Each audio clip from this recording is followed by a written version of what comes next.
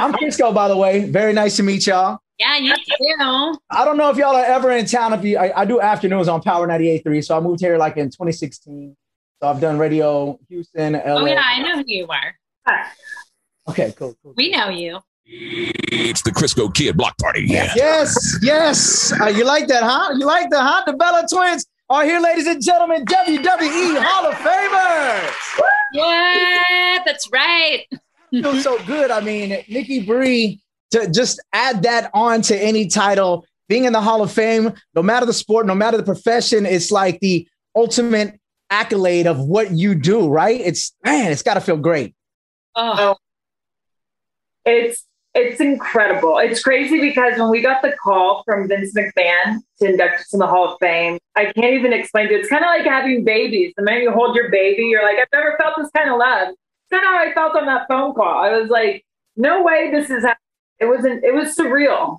best feeling ever. Yeah. And you know, the crazy thing is, you know, last year being inducted, class of 2020, I don't know if anyone really got to celebrate the way that they wanted to celebrate anything in 2020. Like I had a big milestone birthday that year and I couldn't celebrate it because it was like, well, you can't really have people over. So we threw this big Zoom party. Did it feel the same way or did you guys celebrate the way you wanted to? Oh, yeah. Well, we still pop bottles of Dom for sure. Hello. Hello. Hey, that's right. I mean, it was difficult because you had to give your speech in front of no one, just cameras. And usually Hall of Fame is really special to be able to do it in front of your peers and your fans. But, you know, it doesn't take away being inducted to the Hall of Fame. And I think we were all on that high.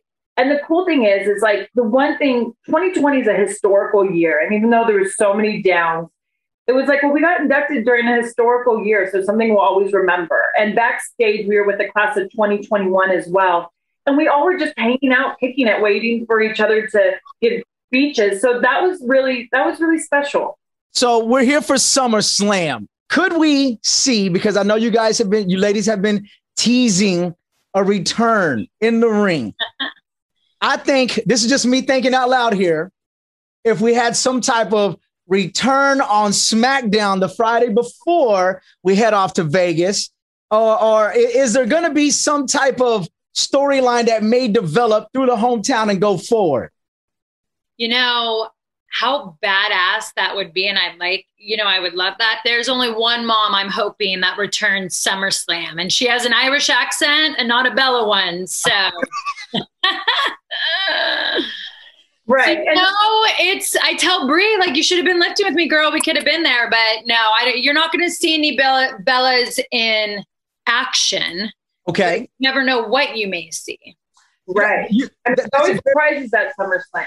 No, I know that. I know. And when people say that they're returning to something, that doesn't necessarily always mean that they may be in the ring or competing at that moment, but we could still see the Bella twins in some capacity. Here's what I'm gathering. You never know. I mean, always look at how Boogeyman comes and appears. I mean, pops up anytime backstage. So. So off camera and off and out of the ring, you ladies are just working on so many different projects. We know Phoenix, Scottsdale is home now. Now you're calling Napa Valley. A lot of wine drinking, right? Oh, too much wine drinking. Can't even lose this last 10 pounds of baby weight because I just want a wine taste literally every day. For wine drinking and wine making. Yeah, and baby making. You know. Oh, baby. No, not a new baby, just doing the action 4. Right. A lot of practicing. But speaking of that, just congratulations on the families. I know just being a new parent, because I think our kids are kind of similar. Well, my son and your children are all kind of similar in age here. Y'all have a whole new line of strollers, a whole new line of just things for kids, right? Yeah, we got to send you some stuff. So Brie and I partnered up with Colugo, and we were obsessed with the company. And the one thing we've realized, and I'm sure you have too, is your fashion doesn't have to change. Like, we could still look super cool, super fashionable with our baby carriers, our diaper totes, our strollers. So we partnered up with them, and we've just been designing our own lines, and it's doing amazing. And the stuff's really cool. How old are your kids? So I have a son turned 3. And so he's right at that age where, man, so much eye-opening, and he's just exploring. So any products that can enable that safely and fashionably are welcome. I love it. We'll send that to you. Manny Dorado says, what is the biggest match of your tag team career? Question number 1. Our biggest match. I mean, I would have to say at WrestleMania 31, I loved when Nikki and I went against AJ Lee and Paige. I loved that storyline going into it. It was really fun. So that was kind of one of my, our big ones. But nothing will ever top Team Bella. I was just going to say, yeah. Versus Team Bad. I think that was probably one. At SummerSlam. SummerSlam, yeah. SummerSlam in Brooklyn. That was probably that 3-way tag was definitely one of the highlights of us being a tag in Team Bella.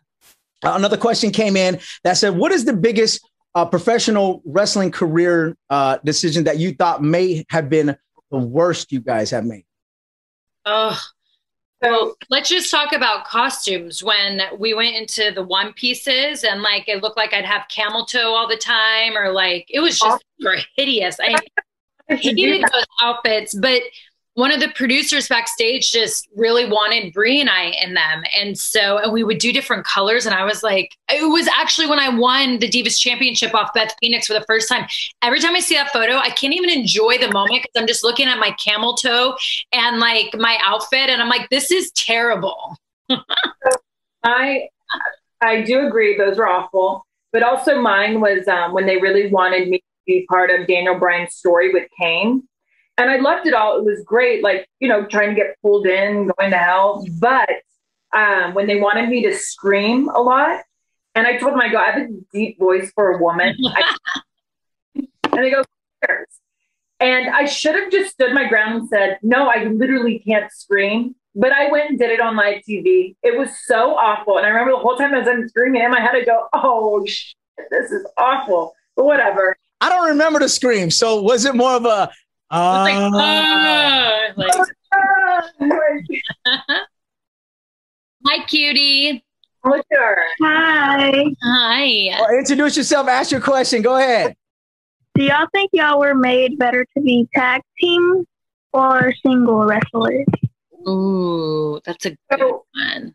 I both really loved our full time. It was really refreshing for us, but we always felt so good together. There was just, there's no other twins. So there's something always about being together as a tag team as twins that was epic. Well, and I think even when we got to be individuals, having the twin be by the side, it just made us the ultimate mean girls. And I felt like it just increased us being really great heels.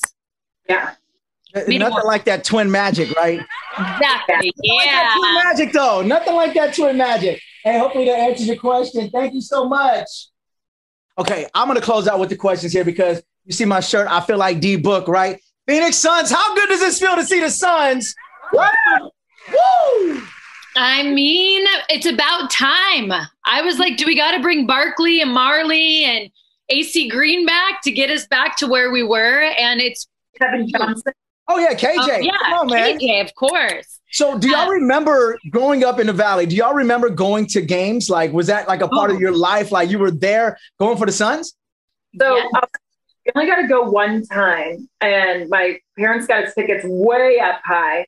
No, well, when we were young, especially during that time. But I remember, and it could have been the playoffs, but how cool it was to be at the game. The crowd. Wait, let's sing our song. What? Well, we called in the radio when we were young. We made up a song about the Suns when we were going into the playoffs. Do you remember any of the song right now? You got to give us this. We could. Let's try. Ready? 1, 2, 3. We're proud to be a Suns fan when Marley shoots for 3, and we won't get the triple overtime when we beat the Bulls by 3, and we proudly stand up next to the Suns and defend them still today, because there ain't no doubt we love this game. Love this game. God bless the NBA. Right. Woo! I don't even know how many people have heard that, but I guarantee I will be playing that for game 2. I'm playing that game 2, folks. I'm playing that game 2. We got the Bella Twins exclusive here. Last thing, my hair, normally it does not look like this, but I've been told I can't cut it because the Phoenix Suns have been winning all season as I've let my hair grow. And when I wear this headband, so this is my Rally to Valley hair. Do y'all have anything, or did y'all have anything when you wrestled that it was like your thing, you have to wear this every day besides the camel toe onesie? Anything else that was like good luck that you had to wear? I mean, we always had to do our red lip and like our cat eye. It just made us feel like if we weren't in it, it didn't feel right. Like, we're the Bellas. But also my sister and I, we always did a warrior pose before we went out. And if we didn't do the warrior pose, we felt like everything was going to be a disaster. So we always had to do our warrior pose, pray to our angels. And that was our, like, every night. And then we'd always have to kiss and like tap everyone's butt before we went out too. Yeah, we do that with the girls too. Little kiss and tap. You know, it's like the good game. It's like you got to give them that good game. Got to give them that good game. Yep. Last one. Best or greatest pound for pound female wrestler of all time would go to who? I would have to say great. And this is, I look at it like this. From the minute they come out with an entrance, how they are in the ring, how they are as a superstar. And for me, the greatest, it's kind of between, I mean, I kind of just immediately think of Sasha Banks. Okay. But then I also think Charlotte, and then I think of Trish. Gosh, that's hard. And then I even think of women like Chyna, like what she did for the women. And hopefully one day she'll be inducted into the Hall of Fame as an individual. Gosh, Brie. So it's so hard to say one. It is hard to say one, but for me, I'm going to just, there's, for the women, Sasha Banks, hands down. For the males, Shawn Michaels, hands down. My husband's home, so don't. Daniel Bryan's there too. Nicole's right. I agree. Different to everything. I mean, being a parent, right? I don't know how she got in here. Shawn Michaels. But I agree with Brie. Sasha Banks. Sasha Banks. So it's in unison. It's in agreement. Boom. There we go. Who's yours? Who do you think? That's a tough one. Right? It's a tough one because, yes, Sasha Banks, but I look at like pioneers and kind of who opened doors for a lot. And maybe you could have thrown in Glow wrestling in there as well, just because watching Glow pound for pound or maybe just domination, it would have been cool to see Chyna later as the Divas kind of developed and all the divisions and just to see how that might have played out. But yeah. Well, I do agree about being a pioneer because it's, you know, that road isn't easy to pave. And when you were a part of it, when it was just not even a road yet, those women definitely deserve the recognition, and they are the ultimate superstars when you think of it. Yeah. When you look at people like Wendy Richter, and I even think like when you go back there, it's incredible how they had to stand their ground during a time when women were just not respected at all at that time for what they were doing. I think now is a great time that we're seeing people pay homage and bring back those legends and people that paved the way. So that's awesome. I agree. That is awesome. Ones like this. Exactly. Look, SmackDown Friday, August 20th, right here in the Valley. And then we're all taking a caravan. Natalia said we can all follow her car or we can just jump in depending on how big the car she wants to take. We're going to Vegas. We're going to SummerSlam. Tickets are available right now at Ticketmaster.com. The Bella Twins, Nikki and Brie, I appreciate y'all so much checking in this morning. Thank you. Thank you. Bye.